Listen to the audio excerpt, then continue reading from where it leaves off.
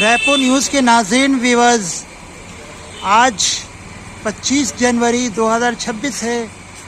آج ہمایوں کبیر انسٹیٹیوٹ میں ایک نیشنل سیمینار، قومی سیمینار ہو رہا ہے جس کا عنوان ہے بر صغیر ہند میں تصوف کے اثرات، impact of Sufism in Indian sub continent, جو کہ باشتراک اردو اکیڈمی کے ساتھ ہو رہا ہے۔ ہمایوں کبیر انسٹیٹیوٹ کے اعزازی جنرل سیکریٹری ہیں جناب عزیز الحق، اور اس کے صدر ہیں جاوید یوسف صاحب۔ It's an honor to welcome you all today at our institute for the seminar on the impact of Sufism on Indian subcontinent. We are thrilled to have you here exploring the mystical dimension of spirituality and the beauty of Sufism. Before taking a moment to appreciate the rich heritage of Sufism and its teaching of love, compassion, and self-reflection, I would like to share with you a brief history of this institute.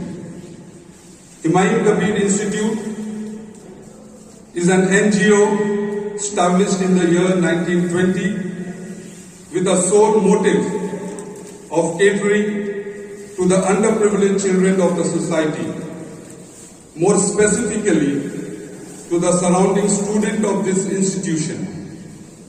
In the early 19th century, Abid Hussain, Sirajuddin Ahmed, Altaf Hussain, and a few literate persons of the locality formed the Dilkusha Institute in a small room in Jhautala Road, wherein in the evening hours, children from socially and economically backward classes were called in and imparted lessons on vernacular and English. In the year 1932, with the persuasion of committee members, a plot of 10 katta was allotted to this institute at 66 Dilkusha Street, which is now 16 Dr. Dinesh Guha Street, Kolkata 17. In that period, with the support of few philanthropists and the hard work and dedicated services by our founder members, a modest one-storied structure of the 50% of the land was raised. Slowly, various sections were added and the Dilkusha hummed with life. The name Dilkusha was given by Dr. Allama Raza Ali Vaishar, who was also associated with this institute then. A hall in the ground floor has been dedicated in his honor. In the year 1972, under the presidency of Justice S.A. Masood, the Dilkusha Institute was christened as Himaayoon Kabir Institute to perpetuate the memory of Himaayoon Kabir, a great scholar and educationist. Since inception, the institute is being popularly known as a library. In fact, the library consists of rare books covering a large number of subjects and topics.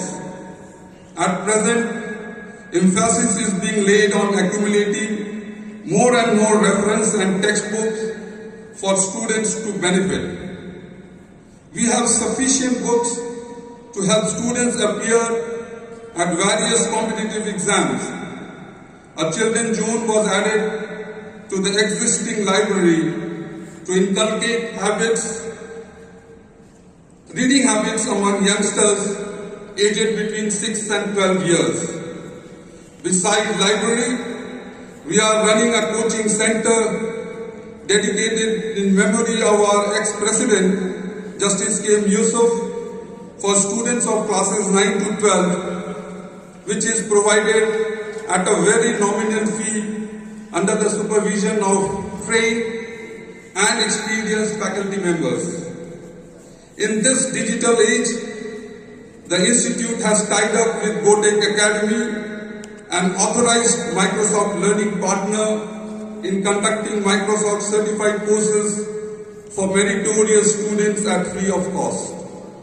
On successful completion of the course, the students are given certificates by Microsoft, which has global recognition.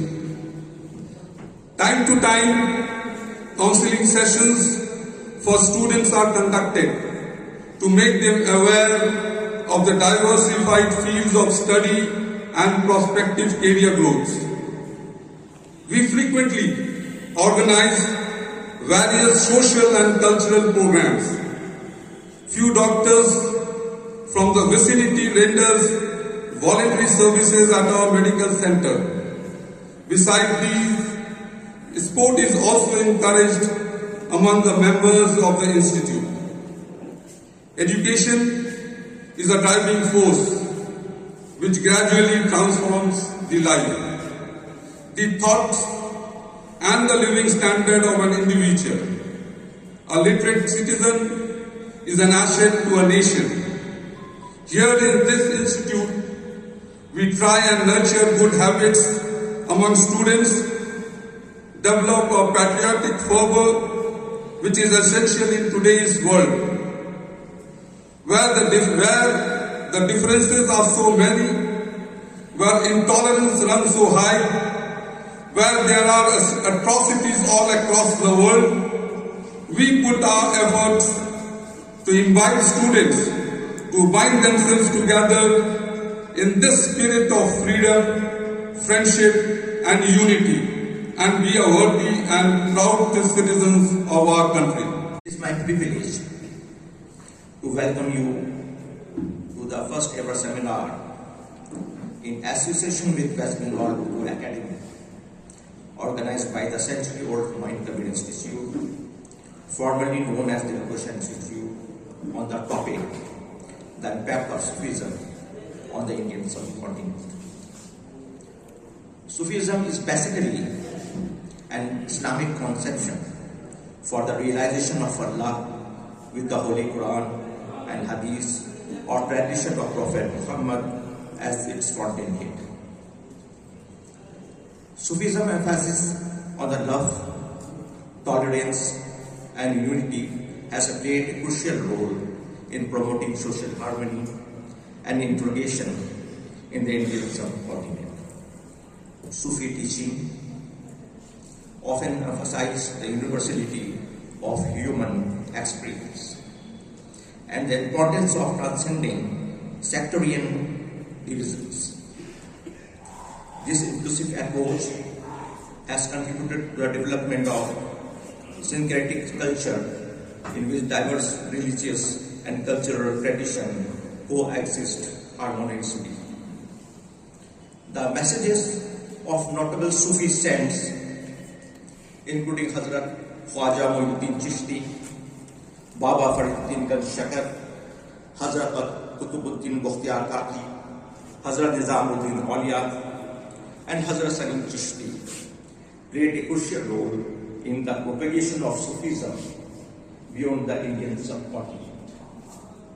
Their teaching and practices not only influenced the spiritual life of their followers, but also contributed significantly to social cultural fabric of Indian subcontinent. Sufism impact also on the Indian architecture is evident in the construction of numerous shrines, mosques and dargahs across the subcontinent. The Dargah of Khwaja Muhyiddin Chishti in Ajmer and tomb of Sheikh Salim Chishti in Fatehpur Sikri are prominent examples of Sufi architecture heritage. Sufi shrines and institutions continue to serve as center of institutional guidance and community engagement. They provide spaces for individuals to connect with their spiritual roots and participate in collective rituals and practices that promote inner peace and social harmony. Sufi saints have often been revered by people of various religious backgrounds, and their teaching have fostered mutual respect and understanding among different communities. The Sufi practice of welcoming all individuals, regardless of their social or religious status, has also contributed to the promotion of social justice and equality. In the part of the Indian subcontinent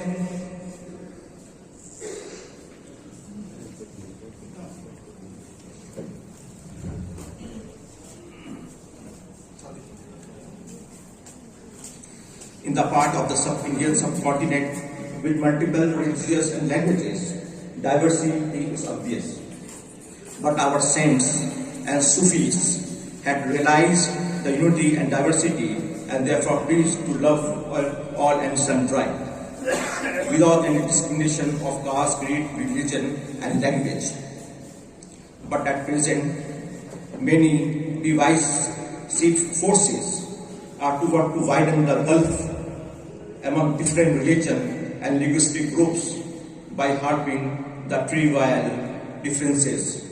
As a result, religious fanaticism, casteism, regionalism, and linguistic prejudice are all at their height. Today, we find a galaxy of outstanding scholars from various institutions. I wholeheartedly thank all of them and the institution they belong to for responding our invitations and attending this national seminar. I believe that the deliberations that they will hold in the seminar on the impact of Sufism on subcontinent will be fruitful for all of us. बहुत बहुत शुक्रिया। Sufism का impact है, Sufism का जो क्या बोलते हैं उसका इन्फ्लुएंस है, वो हिंदुस्तानी समाज पर था या है। तब तक हम लोग वो देखते हैं कि गंगा जमुनी तहजीब जैसे चली आ रही है, उस पर काफी उसका असर रहा, गहरा असर रहा, और इसकी वजह से ये मुल्क में हिंदू मुस्लिम एकता रही। और हम लोग देखें कि कबीर से लेकर रहीमन से लेकर करके जो शुरुआत हुई है, तो काफी देर तक ये इसका एक क्या बोलते हैं उसको, लिटरेरी उसका कंट्रीब्यूशन, जितने शायर हैं, जितने अदीब हैं, उनका इस मौजू पर कंट्रीब्यूशन रहा काफी का ये। लेकिन एक ही बात सिर्फ ये कहूंगा कि आज जो इम्पैक्ट रहा है वो तो है ही, लेकिन सूफीज़म की सोच और सूफीज़म का जो उसके जो अलग अलग पहलू है, उसकी आज सबसे ज्यादा सख्त जरूरत है। क्योंकि अब मुल्क में हम लोग जब देख रहे हैं तो हर जगह बंटवारे की बात होती है, कैसे किसी को अलग किया जाए, किसी मजहब को अलग किया जाए, किसी फिरके को अलग किया जाए। हर चीज इस पर आ रही है कि एक ही फिरका सिर्फ हावी रहेगा और बाकी सबको उसके तहत आ जाना होगा। और मैं ये समझता हूं कि जहां ऐसे वार हो रहे हैं, ये सूफीज़म की सोच ही हम लोग की बहुत बड़ी ढाल हो सकती है कि हम लोग ये भाईचारा का मैसेज, ये गंगा जमुनी तहजीब को और आगे बढ़ाने का तरीका, और जो दिन ब दिन जो वार हो रहा है, अगर हम लोग इसको सच्चे तौर से इसको बढ़ाएं तो यकीनन हम लोग इस पर एक इम्पैक्ट हो सकता है। लेकिन काम करने की बहुत जरूरत है। और आज हुमायूं कबीर को फिर मैं हुमायूं कबीर इंस्टीट्यूट को मैं मुबारकबाद देता हूँ कि ऐसे गहरे टॉपिक पर, गहरे मौजू पर उन्होंने ये नेशनल सेमिनार यहाँ पर बुलाया है। तो हम लोग सबको सुनेंगे, जो अलग अलग जगह से आए हैं, हमारे प्रोफेसर हजरात सब आए हैं, उनको भी हम लोग सुनेंगे। और आखिर में सिर्फ इतना ही कहूँगा कि हम लोग को जितने लोग यहाँ हैं खाली सुन करके एक कान से सुने और दूसरे कान से खत्म कर दे, ऐसा नहीं होना चाहिए। इसका इम्पैक्ट जो है हमारे दिलों में उतरना चाहिए और इसका जो उसको क्या बोलते हैं हिंदी का एक लफ्ज़ है प्रचार, उसको जो हम लोग यहाँ से दिल में लेकर के जाएं, अज़म में लेकर के उसको हम लोग उसको फैलाएं भी और दूसरे लोगों को उससे बेदार भी करें, ये कोशिश होनी चाहिए। और क्या कहें, बहुत बहुत शुक्रिया। सिर्फ एक इकबाल का शेर है, उसके साथ मैं अपनी बात खत्म करता हूँ कि अपने मन में डूब के पाजा सुरागे जिंदगी, तू मेरा नहीं बनता न बन, अपना तो बन। यह वही शहर है जहां खानका पीर दमड़िया और खानका सावरिया मौजूद है। पीर दमड़िया वही पीर हैं जिन्होंने हुमायूं को भारत छोड़ते वक्त दोबारा हिंदुस्तान की बादशाहत करने का आशीर्वाद दिया था। जब हुमायूं दोबारा हिंदुस्तान के बादशाह बने तो इस संत को याद किया और इस खानका से काफी नजदीकियां बढ़ी उनकी। मैं लगभग 14 वर्ष तक सज्जादा नसीर, सैयद शाह हसन मानी के सोहबत में रहकर सूफीवाद, खानका, पीर मुरीदी वगैरह से अवगत हुआ। आज की यह प्रस्तुति मुख्यतः एक महान सूफी संत के सानिध्य का निचोड़ है। मैं यहाँ आए हुए सभी सज्जादा नसीर का स्पेशली रेस्पेक्ट करता हूँ, थैंक्स देता हूँ, क्योंकि मैंने 3 बातें जो फारसी में है, पिंदारे नीक, गुफ्तारे नीक, किरदारे नीक, वो सब सज्जादा नसीरों में पाया। सूफी संत भौतिक सुखों से दूर सादा जीवन जीते थे और उनका वस्त्र पहनते थे, इसलिए उन्हें सूफी कहा गया। उनकी खानकाहें नैतिक जीवन के केंद्र बन गई, जहां सभी पृष्ठभूमि के लोग आते थे और आध्यात्मिक मार्गदर्शन प्राप्त करते थे। सूफी संतों ने भारत में न केवल आध्यात्मिक गहराई लाई, बल्कि सामाजिक समरसता और सांस्कृतिक विकास में भी अहम योगदान दिया।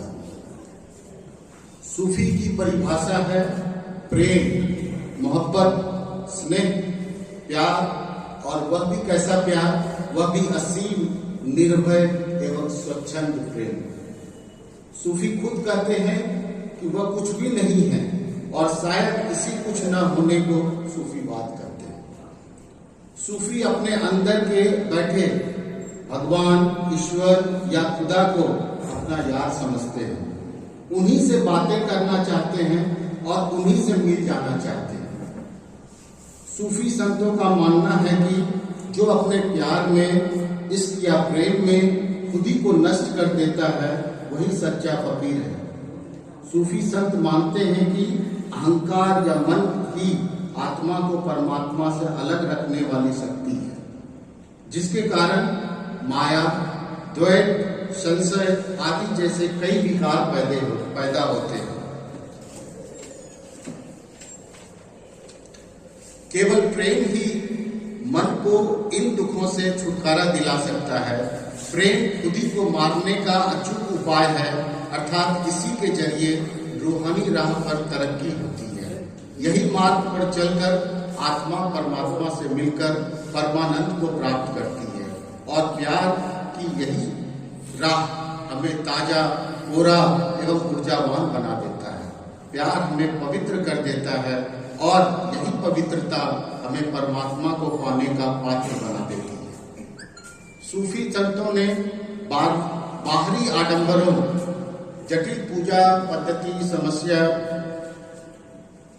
छोड़कर प्रेम के मार्ग को अपनाया। सूफियों की माने तो सच्चे इश्क से ही परवरदिगार तक पहुंचा जा सकता है। प्रेम या इश्क 2 तरह के होते हैं। प्रेम करते हैं, इश्क करते हैं, 2 तरह के होते हैं, कॉमन मैन के लिए है। एक इसके मिजाजी और दूसरा इसके हकीकी। इसके मिजाजी लौकिक, सांसारिक और शारीरिक प्रेम, जिसे पाकर मन सुख या आनंद विभोर उठता है और यह सुख पल भर का होता है।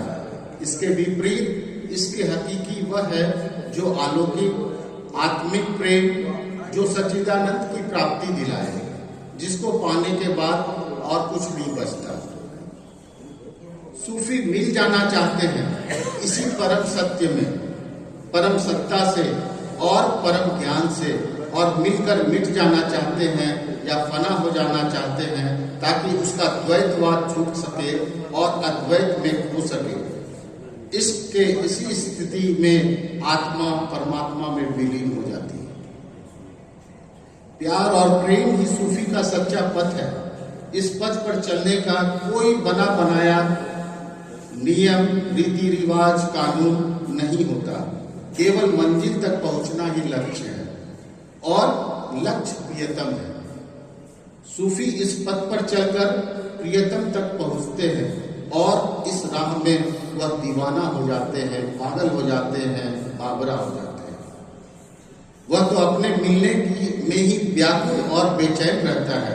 सूफी अपने इष्ट यानी भगवान को अपने अंदर खोजता है, महसूस करता है और अपने अंदर ही पाता है। अंदर की प्रकाश उसे राह दिखाती है। सूफी खुद को बुलंदी पर पहुंचाने की बात करता है ताकि अपने इष्ट या भगवान या खुदा तक अपनी बातों को निर्भीक होकर पहुंचा सके। अल्लामा इकबाल ने इसी खुदी का जिक्र करते हुए लिखा है, जो आप सब जानते हैं, कि खुदी को कर बुलंद इतना कि हर तकदीर से पहले खुदा बंदे से खुद पूछे बता तेरी रजा क्या। सूफीवाद के प्रचार प्रसार में भारत भूमि की अहम भूमिका है।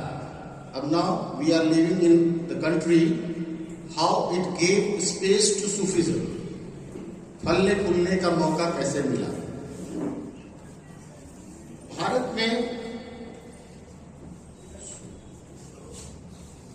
सूफीवाद के प्रचार प्रसार में भारत की अहम भूमिका रही है। जैसा कि आप जानते हैं, भारत की पहचान सिर्फ एक देश के रूप में नहीं है, बल्कि एक ऐसे सांस्कृतिक और आध्यात्मिक संगम के रूप में है जहां सभी धर्मों को फलने फूलने का अवसर मिला है। भारत में सूफीवाद का प्रचार एवं प्रसार ख्वाजा मोइनुद्दीन चिश्ती जैसे महान सूफी के आगमन से शुरू हुआ और धीरे धीरे पूरे भारत में फैल गया। और इसका मुख्य कारण प्रेम, सहिष्णुता और ईश्वर के साथ एकाकार होने पर जोर था। सूफीवाद के प्रचार प्रसार से भारत के संगीत, साहित्य और लोक संस्कृति बहुत हद तक प्रभावित हुआ और सभी धर्मों के लोगों को अपनी ओर आकर्षित किया। फारसी और अरबी भाषा के अलावा स्थानीय भाषा के प्रचार प्रसार होने की वजह से आम जनमानस इस मुहिम से जुड़े, और यही वजह है कि आज भी सूफी संतों के खानकाहों, दरगाहों एवं मजारों में गैर मुस्लिमों का भारी संख्या में उपस्थित होना उनके प्रति प्यार, स्नेह एवं मोहब्बत को दर्शाता है। कहते हैं, जहां न पहुंचे रवि वहां पहुंचे कवि, और सूफियों के लिए यही सच है, क्योंकि जो काम सुल्तान या बादशाह से नहीं होता था वह सूफियों से हो जाता था, क्योंकि स्थानीय लोग इन्हें अपने गुरु की तरह पूजते थे और इनकी बातों पर अमल करते थे। भारत में लगभग सभी सूफी संप्रदाय का फलना फूलना संभव हो सका, चाहे वह 8वीं सदी की राबिया हो या 10वीं सदी का मंसूर हल्लाज। वही मंसूर हल्लाज जो अनहद की बात करते थे, यानी मैं ही ईश्वर हूँ, उनको मार दिया गया था, पर वो इस ईश्वर की बात करता था कि मेरे अंदर ईश्वर है, मैं इस ईश्वर की यानी मैं ईश्वर हूँ। सूफी सिलसिला भारत में मुख्यतः 2 वर्गों में विभाजित हुआ। पहला था बौसर, यानी जो शरीयत को मानते थे। दूसरा बेशर, अर्थात जो शरीयत को नहीं मानते थे या उस पर बंधे नहीं होते थे। बौसर सिलसिले के 2 मुख्य सिलसिला अधिक प्रचलित हुआ, जो चिश्ती सिलसिला और सुहरावर्दी सिलसिला है। ख्वाजा निजामुद्दीन चिश्ती ने भारत में चिश्ती सिलसिले की स्थापना की। लाहौर और दिल्ली में रहने के बाद वे अजमेर जाकर बस गए। वही उनके शिष्य बख्तियार काकी ने हरियाणा और पंजाब को अपना कार्य क्षेत्र बनाया। चिश्ती संतों में सबसे प्रसिद्ध संत निजामुद्दीन औलिया और नसीरुद्दीन चिराग दिल्ली हुए। इनकी प्रसिद्धि का मुख्य कारण था कि ये आम बोलचाल की भाषा का इस्तेमाल करते थे। सुहरावर्दी सिलसिला का मुख्य क्षेत्र पंजाब और मुल्तान रहा। इस सिलसिले के प्रमुख संत शेख साहबुद्दीन सुहरावर्दी और हमीदुद्दीन नागौरी हुए। सुहरावर्दी संत फकीरों वाला या फक्कड़ जीवन जीना व्यतीत नहीं करना चाहते थे, उसमें विश्वास नहीं रखते थे। वे राज्य की सेवा स्वीकार करते थे और शासकों के इर्द गिर्द रहते थे। वारसी के महान शायर सनाई एक शायर हैं, वो लिखते हैं, आस्तिकता और नास्तिकता दोनों उसकी ओर दौड़ रहे हैं। आस्तिकता और नास्तिकता दोनों उसकी ओर दौड़ रहे हैं और उद्घोषण करते हैं एक साथ, वह एक है, कोई नहीं बांटता उसका राज्य। सूफी संत खानकाहों में अपने शिष्यों के साथ रहा करते थे और यही खानकाह मध्यकालीन भारत का प्रमुख केंद्र हुआ करता था, जहां से आम जनमानस के विचारों को शासकों तक स्पष्ट शब्दों में पहुंचाया जा सकता था। भारत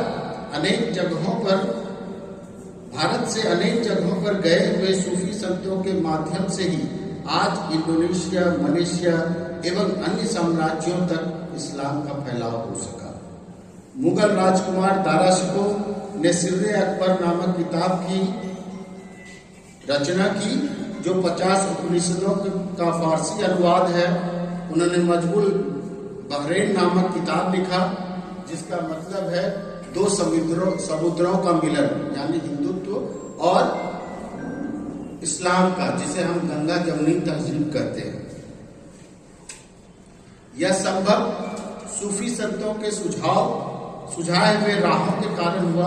आज भारत जैसे राष्ट्र में सूफी संतों के विचारों को आत्मसात करना पड़ेगा, सभी को साथ लेकर ही आगे बढ़ना पड़ेगा, तभी अनेकता में एकता का श्रृंगार उभर कर आएगा और भारत विश्व पटल पर डंका लहराएगा। मेरे नजदीक खुद शनासी, खुदा शनासी और मार्फत इलाही का नाम है। खुदा का हाजिर नाजिर होना सिर्फ लफ्ज तक महदूद न रहे, दिलो दिमाग, इदराक व विजदान तक समा जाए तो आदमी सूफी हो जाता है। जिंदगी के हर काम और हर मरहला में वो खुदा को इस तरह करीब पाता है गोया वो खुदा को देख रहा है। और अगर ये मकाम नसीब नहीं हो पाता तो कम अज कम इस बात का यकीन हो जाता है कि खुदा हमको देख रहा है। इस्लाम में इसको एहसान से ताबीर किया गया है। अजमियों के यहाँ आकर यही चीज असलन तसव्वुफ कहलाने लगी है। मशहूर हदीस जिब्रील में एहसान के बारे में हजरत जिब्रील ने दरियाफ्त आका सल्लल्लाहु अलैहि वसल्लम से किया तो आपने इरशाद फरमाया, अल्लाह की इबादत इस तरह करो गोया तुम मुझे देख रहे हो। ये कैफियत न पैदा हो तो ये जानो कि अल्लाह तुम्हें देख रहा है। अल्लाह रब्बुल इज़्ज़त के दरबार में इस कदर हुजूरी से दिल की दुनिया बदल जाती है और अल्लाह की मौजूदगी का एहसास आमार सय्यात से रोक देता है। तसव्वुफ के मुख्तलिफ सलासिल में मरहलावार जो रियाजतें कराई जाती हैं उसका हासिल यही है।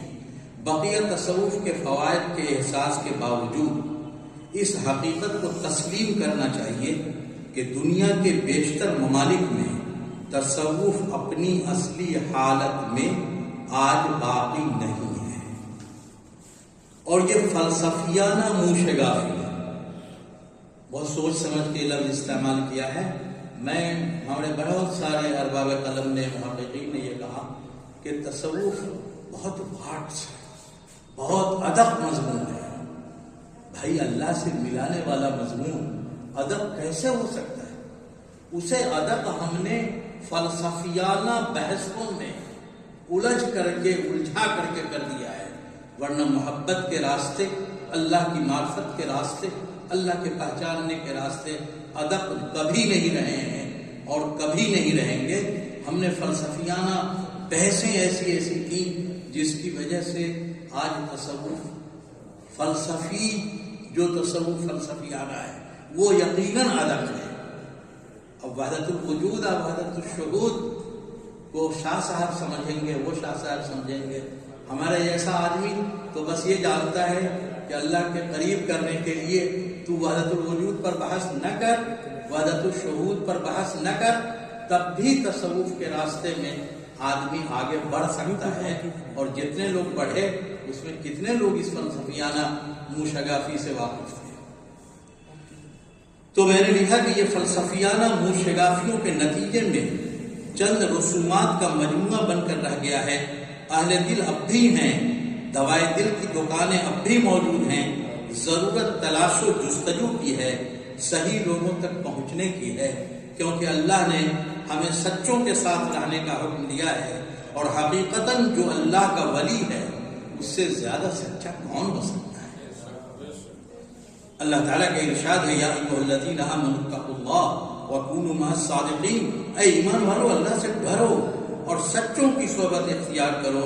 اس آیت سے یہ بھی معلوم ہوتا ہے کہ دنیا کبھی سچوں سے خالی نہیں ہوتی، کیونکہ قرآن کریم ہمیشہ ہمیشہ کے لیے ہے، اور سچوں کی صحبت کا حکم بھی ماہ و سال کے ساتھ مقید نہیں ہے. اس لیے میں نے کبھی اس بات کو سچ نہیں مانا جو کسی شاعر نے کہا کہ وہ جو بیچتے تھے دوائے دل وہ دکان اپنی بڑھا گئے. وہ دکان اگر بڑھا جائیں گے تو سچوں کا وجود ختم ہو کے رہ جائے گا. اس لیے میں اس کو صحیح نہیں تسلیم کرتا کہ دکان بڑھ گئی ہے. دکان اب بھی باقی ہے اور قیامت تک باقی رہے گی، اسے ختم نہیں کیا جا سکتا. رہ گئے رسومات، اوہام و خرافات، تو اس سے بچنے کی ضرورت ہے. شریعت اصل ہے، اور شریعت کے خلاف اگر کہیں کوئی عمل ہے تو ہمیں اس سے اپنی برات کا اظہار کرنا چاہیے. اس طرح ان فلسفیانہ بحثوں میں بھی نہیں پڑنا چاہیے جس کا حاصل سوائے بحث و تمہیز کے کچھ نہیں. یاروں نے اس مسئلے پر بہت تحقیق دیا ہے، داد تحقیق دیا ہے، اور ایک بڑی لائبریری اس حوالے سے تیار ہو گئی ہے. وحدت الوجود اور وحدت الشہود، بلکہ وجودیت کی بحثوں کو بھی میں اسی خانے میں ڈالتا ہوں. دراصل یہ سارا معاملہ احساس و ادراک سے جڑا ہوا ہے. اللہ کے وجود کا احساس اور اس کے شہرک سے قریب ہونے کے ادراک کے جو مختلف مراحل ہیں، ان مراحل میں کسی نے وحدت الوجود کو اصل مانا، کسی نے وحدت الشہود کو. غالب نے شاہد و مشہود دونوں کو ایک مان کر اپنے ادراک کا اعلان کیا. لیکن یہ ضروری نہیں کہ ہر آدمی اس ادراک کا ساتھ دے اور ان غیر ضروری بحثوں میں پڑھ کر اپنے کو صوفی ثابت کرے. اصل چیز شریعت ہے، اور شریعت میں تصوف کی اصل احسان ہے، جیسا کہ اوپر مذکور ہوا. اس کے باوجود اس حقیقت سے انکار نہیں کیا جا سکتا کہ اس کی فنی حیثیت، قربت خداوندی کے حصول کی غرض اور اس کے مراحل میں جو ریاضت و مجاہدہ سے حاصل کیے جاتے ہیں، ان میں بھی ایک خاص قسم کی کشش پائی جاتی ہے جو انسان کو دنیا و مافیہ سے بے نیاز کرتی ہے. اور انسان اس مراحل کی تکمیل پر قربت خداوندی کو پا لیتا ہے، اور جو اللہ کا ہو جاتا ہے اللہ اس کا ہو جاتا ہے. ارشاد ہے، من کان للہ کان اللہ لہ. اس منزل میں جا کر انسان کے سارے کام مرضیات الہی کے اس قدر تابع ہو جاتے ہیں، گویا وہ اللہ کی آنکھ سے دیکھتا ہے، اللہ کی ید سے کام کرتا ہے، اور اللہ کے لیے آنکھ اور ید خود ہی متشابہات میں سے ہے. اس پر بحث شروع کر دی جائے تو بات لمبی ہو جائے گی. ہندوستان میں صوفیاء کرام نے فکر آخرت پیدا کرنے کے لیے خانقاہیں قائم کی. بر صغیر میں یہ تصوف کی اہم دین ہے. صوفیاء کرام پوری دنیا میں ہیں، لیکن ان ملکوں میں زمانے قدیم سے خانقاہ، زاویے اور آستانوں کا وہ تصور نہیں جو ہندوستان کے اولیاء کرام کے ذریعے وجود میں آیا. یہاں کے صوفیاء کرام نے روحانی تربیت کے جو مراکز قائم کیے، ان میں تزکیہ نفس، اصلاح ذات، معرفت رب کے لیے ریاضت اور اوراد و اذکار کا ایک طویل سلسلہ تھا. مراقبہ اور چلہ کشی کا جو نظام بر صغیر کے صوفیاء نے قائم کیا، وہ دوسرے ممالک سے الگ تھلگ ایک چیز تھی. مریدوں کی تربیت کا ایک جو سسٹم ترقی پذیر ہوا، ان آستانوں نے مذہبی منافرت کو کم کرنے پر نمایاں کردار ادا کیا. ذات پات اور چھوا چھوت کی سوچ کو کم کرنے کا کام کیا، اور بالآخر کچھ اس کام کے لیے کچھ دیگر مذاہب کے لوگ بھی اس کام کے لیے سامنے آئے، اور یہ بیماری ہندوستان سے ہمیشہ ختم ہو گئی. یہ آج ہندوستان میں اس کا وجود نہیں ہے. صوفیاء کرام کی خانقاہوں میں خانقاہوں میں لنگر کی رسم اور دوسری چیزیں کھانے کی فراہمی، اس کام نے بھی دوریوں کو ختم کرنے کا بڑا کام کیا۔ صوفیاء کرام اپنے حسن عمل سے ہر دور میں بادشاہوں کے لیے مرکز توجہ رہے۔ ایک طرف انہوں نے مخلوق کو جوڑنے کا کام کیا تو دوسری طرف ان کے اثرات نے بادشاہوں اور حکمرانوں کو عدل و انصاف کے قیام اور ظلم و جور سے دور رکھنے کی مثالی خدمت انجام دی۔ صوفیاء کرام سے دعاؤں کے حصول کے لیے بادشاہوں نے بڑی بڑی جاگیریں فراہم کی، جس کے ذریعے حلقہ مریداں اور خود صوفیاء کرام کے لیے کام کرنا آسان ہوا۔ بہت سارے صوفیاء کرام نے استغنا اور بے نیازی سے بھی کام لیا۔ انہوں نے بادشاہ وقت کی آنکھوں میں آنکھیں ڈال کر باتیں کی، انہیں سخت نصیحتیں کی اور بادشاہوں کے کبر اور رعونت کے سامنے جھکنے سے انکار کر دیا۔ ان کا موقف تھا کہ جو پاؤں پھیلاتے ہیں وہ ہاتھ نہیں پھیلایا کرتے۔ انہوں نے بادشاہوں کی بڑی بڑی داد و دہش کو دھوکر مار دیا۔ وہ فنا فی اللہ لوگ تھے، دنیاوی چکا چوند تھی، ان کے نزدیک کوئی معنویت نہیں تھی۔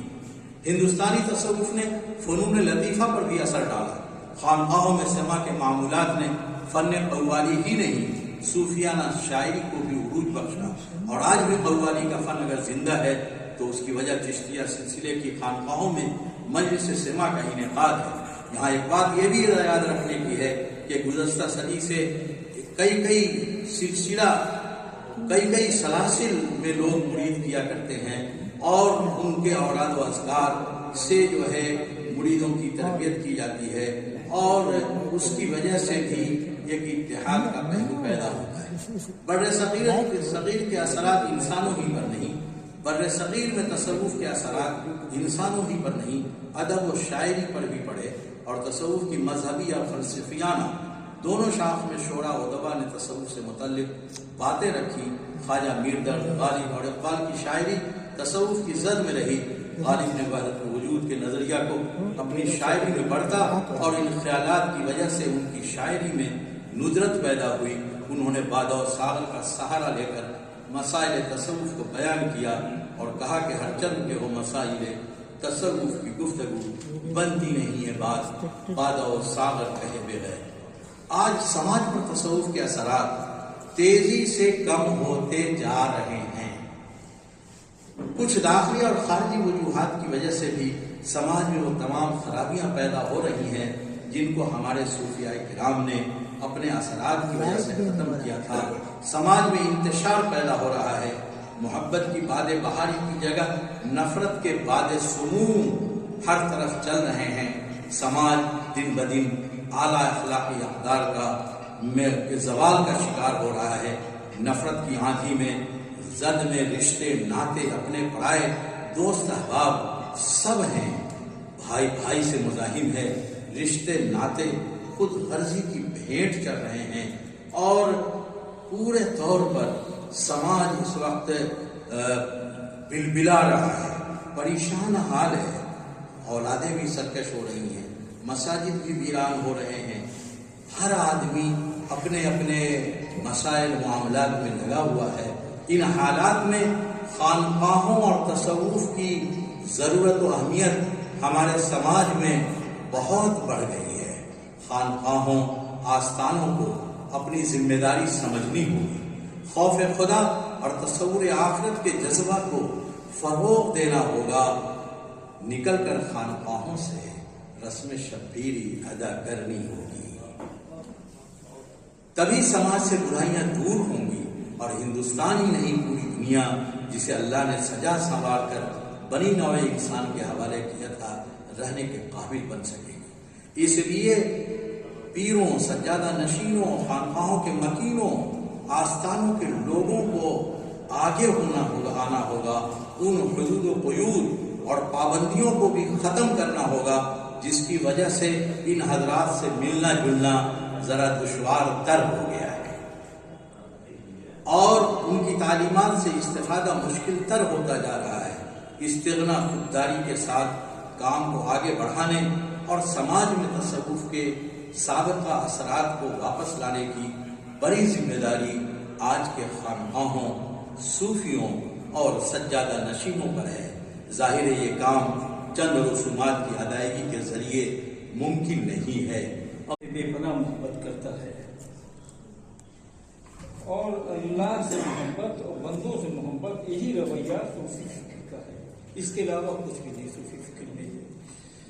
اللہ نے وجود انسانی، تخلیق انسانی اور عظمت انسانی کے متعلق قرآن حکیم نے واضح طور پر اعلان کیا ہے۔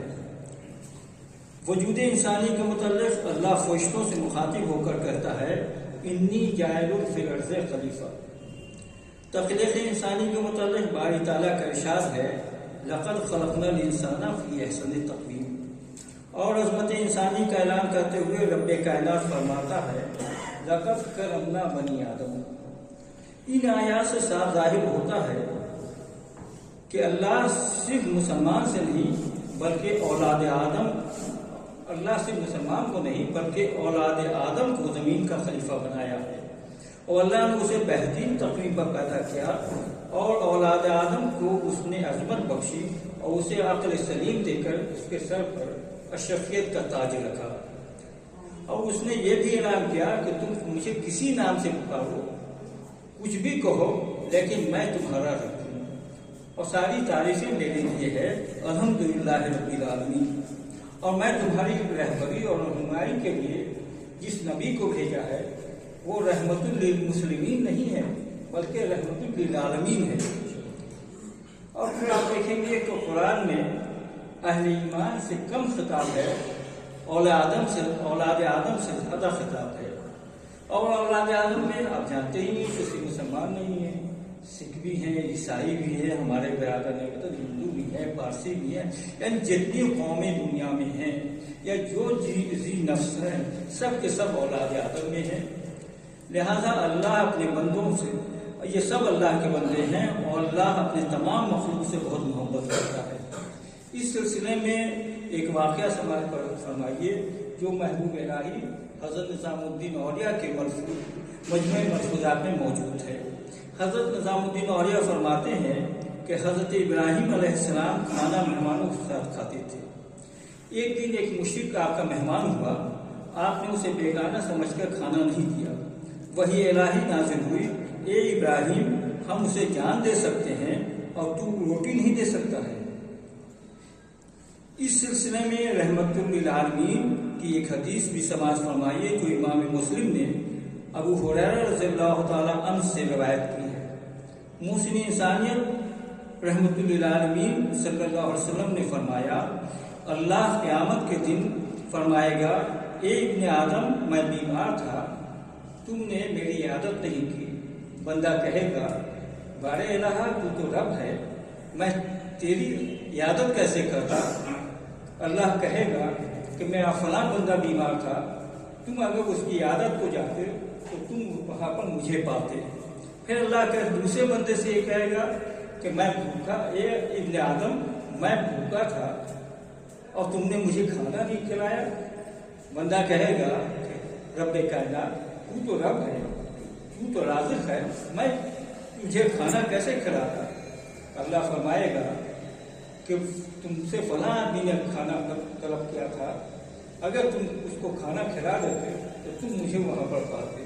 اسی طرح اللہ کسی سے پوچھے گا کہ اے ابن آدم تم سے میں نے پانی مانگا تھا، تم نے مجھے پانی نہیں دیا۔ بندہ کہے گا کہ رب الہ میں تو رب ہے، میں پانی کیسے پلاتا؟ اللہ یہ کہے گا کہ یاد کرو کہ فلاں بندے نے تم سے پانی مانگا تھا، اگر تم اس کو پانی پلا دیتے تو وہاں پر مجھے ہی پاتے۔ یہی وجہ ہے کہ صوفیہ کے نزدیک خلق خدا کی خدمت خدا تک پہنچنے کا ذریعہ ہے، اور اللہ سے محبت اس کے بندوں سے محبت یہ رویہ صوفی فکر کی بنیاد ہے۔ یہی وجہ ہے کہ نفوس انسانی کی قدر و قیمت، عظمت انسانی کے احساس اور انسان دوستی کی فضا کو ہموار کرنے کے لیے صوفیہ نے محی الدین ابن عربی کے اس گرام نظری کو اپنایا جو وحدت وجود یا ہماؤس کہلاتی ہے، یعنی ہر شے میں خدا ہے۔ جب میں آ کر ادھر ادھر دیکھا تو ہی آیا نظر جدھر دیکھا، جلوہ تو، اور یہ بھی شعر بھی سن لیجیے، جلوہ تو ہر ایک طرح کا ہر شان میں دیکھا، جو کچھ کہ سنا تجھ میں سو انسان میں دیکھا۔ نظریہ وحدت وجود کا احساس ہوتے ہوئے होते ही उठी हुई तलवार न्याम में चली जाती है और एक इंसान दूसरे इंसान से मोहब्बत करने लगता है और पुकार उठता है कि बाहर चाहे तो ले जाए हमसे रंगे यार, हमारा खून जिगर है हर एक चमन के लिए। वजूदी सूफिया मखलूक की खिदमत ही खालिक की खिदमत समझते हैं। हज़रत अनस इब्न मालिक रज़ियल्लाहु ताला अन्हु फरमाते हैं, ये हदीस बाद लोग मुफ्ती साहब बैठे हुए बाद लोग कहते हैं कि ज़ईफ़ है, लेकिन सूफिया ने इस तरह की हदीस जो समाज और माशरे को अच्छाई की तरफ ले जाती है उसको ले लिया है। सूफियों के मलफूज़ात में और मकतूबात में ये हदीस आमतौर पर नुमाया जगह पर मिलती है कि अल्लाह के प्यारे हबीब ने कहा, तमाम मखलूक अल्लाह का कुंबा है और अल्लाह के नज़दीक सबसे महबूब वो है कि इस कुंबे के लिए सबसे ज़्यादा नफ़ा बख्श हो। रसूलुल्लाह सल्लल्लाहु अलैहि वसल्लम की इन्हीं तालीमात को सामने रखकर हज़रत शाह वलीउल्लाह मुहद्दिस देलवी एक फ़र्द को इंसान सग़ीर और पूरी इंसानी बरादरी को इंसानी कबीर मानते थे। इनके नज़दीक पूरी इंसानियत को एक करने में मदद देने वाला हर अमल ज़िंदगी को फ़रोग़ देने वाला अमल है। नीज़ अमन और मेलजोल को नुकसान पहुँचाना किसी के जिस्म से उसके आज़ा को अलग करने के बराबर है। यही वजह है कि सूफिया ने मेलजोल पर बहुत जोर दिया है। मिसाल के तौर पर फ़वाइदुल फ़वाद में दर्ज है कि एक शख्स बाबा फ़रीदुद्दीन गंजशकर को नजराने में कैंची ला के पेश किया तो बाबा साहब ने लेने से इनकार किया और कहा, मुझे कैंची नहीं, मुझे सुई दो, मैं काटने के लिए नहीं आया हूँ, मैं जोड़ने के लिए आया हूँ। गर्दन आमदी नेक बराए फसल गर्दन आमदी। सूफिया हमेशा इंसानी बरादरी के कायल रहे हैं। हज़रत शाह अब्दुल कुद्दूस गंगोही ने ऐलान किया, इंसानों के दरमियान अहले ईमान और काफिर, गुनहगार और दीनदार, गुमराह और रास्तपसंद, पाक और नापाक वगैरह की बेमानी तकसीम क्यों? ये सब एक ही बाग के फूल हैं। ये भी हकीकत है कि सूफिया ने खूब इबादतें की, लेकिन उन्होंने खिदमत खल्क को भी तरजीह दी है। और यह भी आप सुनिए, सूफिया की खिदमत न जन्नत के लालच में होती है न जहन्नम के खौफ में होती है, बल्कि वो तो सिर्फ रज़ा इलाही की तरफ होते हैं।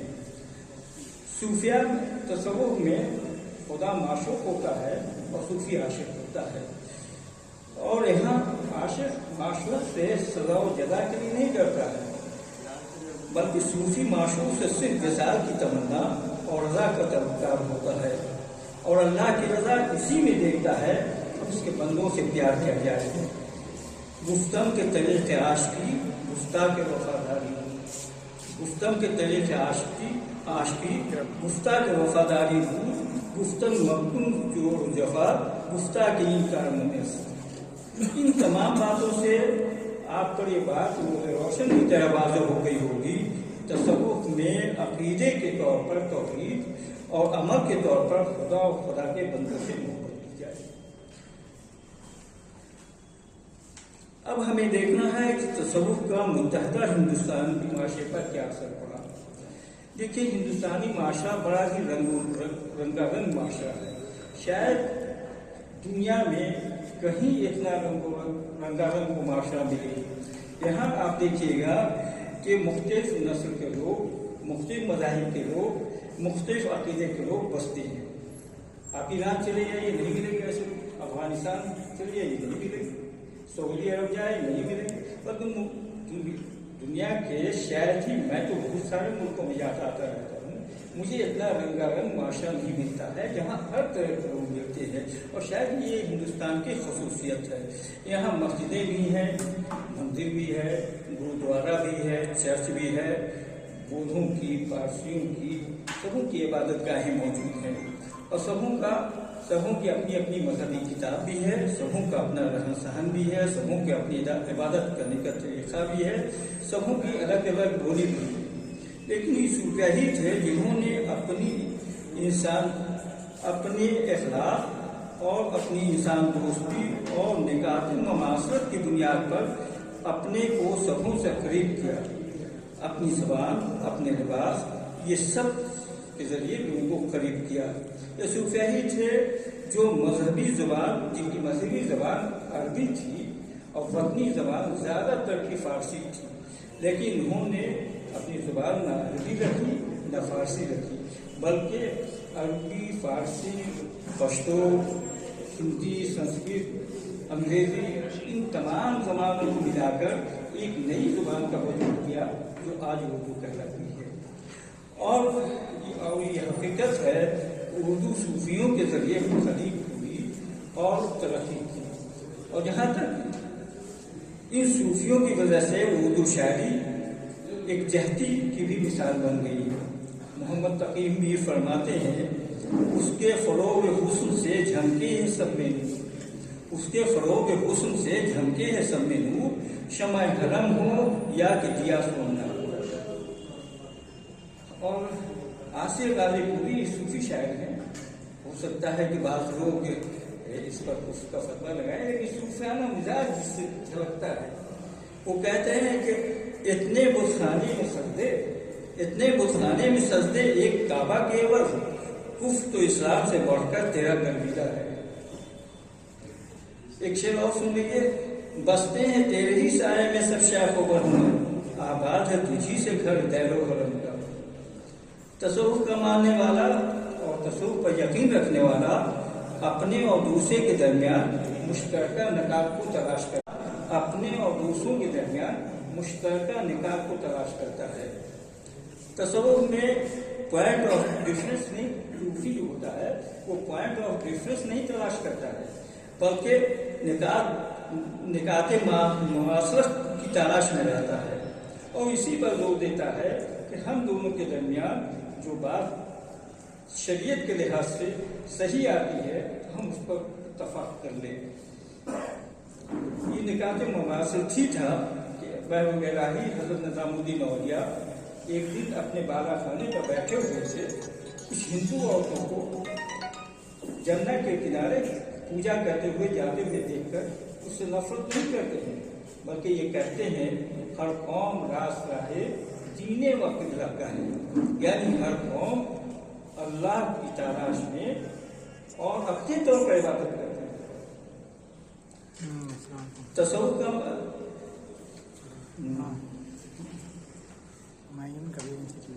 قاضی صاحب مفتی صاحب فتویٰ نہیں لگائیں گے، ممکن نہیں ہے۔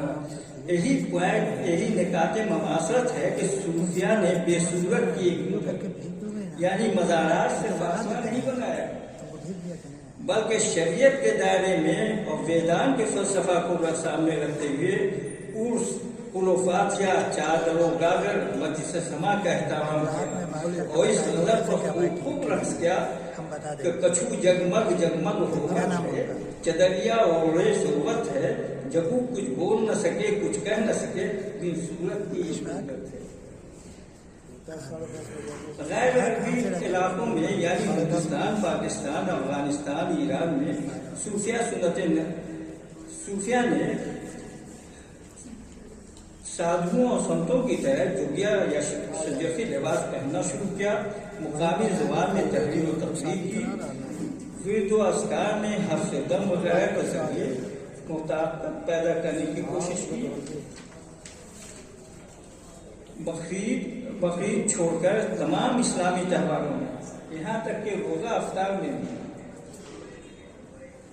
تمام اسلامی تہوار رمضان میں روزہ افطار کے لیے سحری میں اور رات کے موقع پر خاتونی اشیاء اور تبرکات کے لیے وہ کھانا بنوانا شروع کیا جو بلا تفریق و مذہب ملت تمام لوگ کھا سکے۔ صوفیہ نے ایک ایسی گنگا جمنی تہذیب کو فروغ دیا جہاں نہ کوئی ہندو تھا نہ مسلمان تھا، نہ کوئی سکھ تھا نہ عیسائی تھا، نہ شیعہ تھا نہ سنی تھا، نہ بریلوی تھا نہ دیوبندی تھا، بلکہ سب اللہ کے بندے تھے اور سب کے سب آدم کے اولاد تھے۔ اس میں ان صوفیہ کرام کی کوئی مصلحت نہیں تھی، بلکہ وہ سب کے سب عملاً الخلق یعبد اللہ کے قائل تھے اور رسول اللہ صلی اللہ علیہ وسلم کے فرمان پر عمل کر رہے تھے۔ وَكُونُوا عِبَادَ اللَّهِ إِخْوَانًا، یہ اللہ کے بندو آپس میں بھائی بھائی بن جاؤ۔ اور اگر کسی نے مذہب کا سہارا لے کر کسی دوسرے مذہب والوں کے خلاف سر اٹھایا تو فوراً اسے روکا اور کہا مذہب نہیں سکھاتا آپس میں بیع رکھنا، اور سمجھایا کہ حافظہ گر وصل خواہی سلح کن خواہ بخاص و عام با مسلمان اللہ کا با برہمن رام رام. اس کا یہ ہرگز مطلب نہیں کہ صوفیہ اپنے فرائض میں بھی دوسروں کو شامل کرتے تھے. صوفیہ اپنے فرائض میں بالکل وہی کام کرتے تھے جو قرآن و حدیث میں موجود ہے، لیکن عام زندگی میں ان سے بہت قریب رکھتے تھے اور قریب کرنا چاہتے تھے اور قریب کر دیا تھا. انہی وجہ سے صوفیہ اس قدر مقبول عوام میں اس قدر مقبول ہو گئے تھے کہ بادشاہ اپنے درباریوں سے پوچھتا تھا کہ دلی پر میری حکومت ہے یا نظام الدین کی حکومت ہے. اتنے مقبول ہو گئے تھے. اور صوفیہ نے اپنے اخلاق، انسان دوستی، پوائنٹ آف سیملٹیز کی وجہ سے متحدہ ہندوستان کے باشندے مسلمانوں سے بہت قریب آ گئے. معروف مورخ سید صباح الدین عبد الرحمن لکھتے ہیں مسلمانوں کے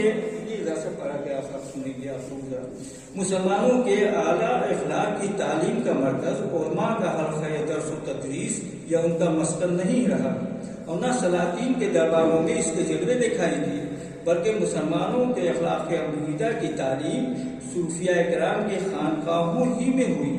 اور جب یہاں کے غیر مسلم باشندے مسلمان حکمرانوں کی تلوار کو اسلام کی تلوار سمجھ کر اسلام سے آزودہ اور خوفزدہ ہو رہے تھے، ان فخر و فاخر والے بزرگوں کے تزکیہ باطن اور تہذیب نفس، انسان دوستی کو دیکھ کر ان کے دلوں پر اسلام کی سچی عظمت اور شوقت قائم ہوئی. تو وصل کر نام ہم جوڑنے کے لیے آئے تھے، لیکن ہمارا ماحول اب کاٹنا شروع کر دیا ہے. اس کو ختم کرنا چاہیے. We are gathered here not just to discuss history, but to celebrate a living legacy. Sufism is not merely a chapter in the books of the Indian subcontinent. It is the very fabric of our shared identity. It is the Sanjha Chulha, where people of all faiths have warmed their souls for centuries. The impact of Sufism on our land cannot be measured only by the majestic dargahs or the soul-stirring qawwalis we hear. Its true impact lies in insan dosti, the love for humanity. When the great Sufi saints like Khwaja Moinuddin Chishti or Hazrat Salahuddin Auliya Rahmatullah Alayh arrived, they didn't bring a message of exclusion. They brought the message of universal peace.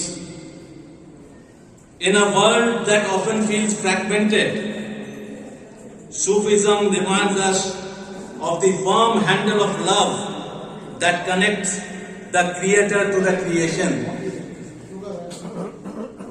They taught us that the shortest path to God passes through the service of His people. Look at our language, our music, our literature. From the verses of Amir Khusru to the philosophy of Dara Shikoh, Sufism acted as a bridge between diverse cultures. It gave the Indian subcontinent a unique vocabulary of pluralism. It is because of this Sufi temperament that India remains a mosaic of cultures, standing strong on the pillars of tolerance and mutual respect. I want to congratulate the Humayun Kabir Institute and the West Bengal Urdu Academy for organizing this national seminar. In the 21st century, we need the Sufi message of Muhabbat more than ever to heal our world. I hope this seminar inspires us to look beyond the surface and find that noor, that light that resides in every human heart. Thanks, Humayun Kabir Institute, for having me, and I look forward to the enlightening sessions ahead. Rapport news के नाज़रीन viewers, Humayun Kabir institute में आज 25 जनवरी 2026 है। सुबह 10:30 से लेकर अभी शाम के 5 बज गए। पूरे दिन भर का एक रोज़ा नेशनल सेमिनार था। जो मुल्क के हालात चल रहे हैं, अभी बर्निंग इशू है कि नफ़रत को बांटा जा रहा है और मोहब्बत को ख़त्म किया जा रहा है। तो हमारे इसमें इस्लाम में या हिंदुस्तानी तहज़ीब में, सिविलाइजेशन में एक टर्मिनोलॉजी है, लफ्ज़ है तसव्वुफ़, सूफीज़्म। उसकी हिंदुस्तान के मुख्तलिफ़ मज़ाहब को मिलाने के लिए, मुख्तलिफ़ मज़ाहब के लोगों को पैरोकार को मिलाने के लिए एक सेमिनार रखा गया था तसव्वुफ़ के ऊपर, जिसका उन्वान था, टॉपिक्स था बरे-सग़ीर हिंद में तसव्वुफ़ के असरार, जिसे हम इंग्लिश में कह सकते हैं the impact of सूफीज़्म on Indian continent. तो इसके ऊपर था। तो इसमें दूसरे मज़ाहब के लोग भी आए हुए थे, जिसमें मुकेश कुमार सिन्हा थे, जो कि वीर कंवर यूनिवर्सिटी बिहार के थे, और बकिया लोग बंगाल के थे। तो पूरे दिन का सेमिनार बहुत कामयाबी के साथ अंजाम पजीर हुआ, और इससे ये बात निकल कर आ गई कि मोहब्बत को आम कीजिए। तसव्वुफ़ का मीनिंग ये है कि तमाम लोग एक जा हो जाएं, इसलिए कि तमाम लोग जो हैं औलाद आदम हैं, आदम के औलाद हैं। आदम के औलाद हिंदू भी हैं, आदम के औलाद मुसलमान भी हैं, सिख भी है, ईसाई भी हैं, यहूदीज़ भी हैं। तो सबों का निचोड़ ये है कि मोहब्बत को बढ़ावा दिया जाए। तो इस पर हम कुछ अभी तासुरात कमेंट से लेते हैं यहाँ के हुमायूं कबीर इंस्टीट्यूट के और इदारी जनरल सेक्रेटरी अजीज़ुल हक साहब से। तो अजीज़ुल हक साहब अपने कुछ तासुरात बयान कीजिए इस मामले में। आपने बहुत ही सही कहा कि आज जो हिंदुस्तान में हालात बना हुआ है कि तमाम आपसी एक नाइत्तेफाकी फैल रहा है, एक दूसरे से झगड़ रहे हैं। हालांकि हम ही लोग इसी मिट्टी में जन्म लिए हैं, एक साथ सब उठे पले बड़े हैं, लेकिन ये डिफरेंसेस एक आ गया अब हमारे अंदर। क्यों आ रहा है? क्यों ये प्यार हम लोग नहीं वो बांट पा रहे हैं?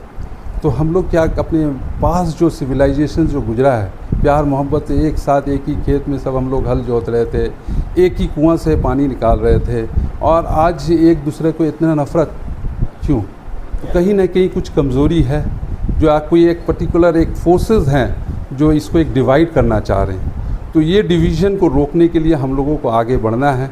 हम लोग तो कम से कम अपना प्यार का पैगाम तो पहुंचा सकें उन तक। तो इसी प्यार को पैगाम पहुंचाने के लिए तो एक जमावट चाहिए।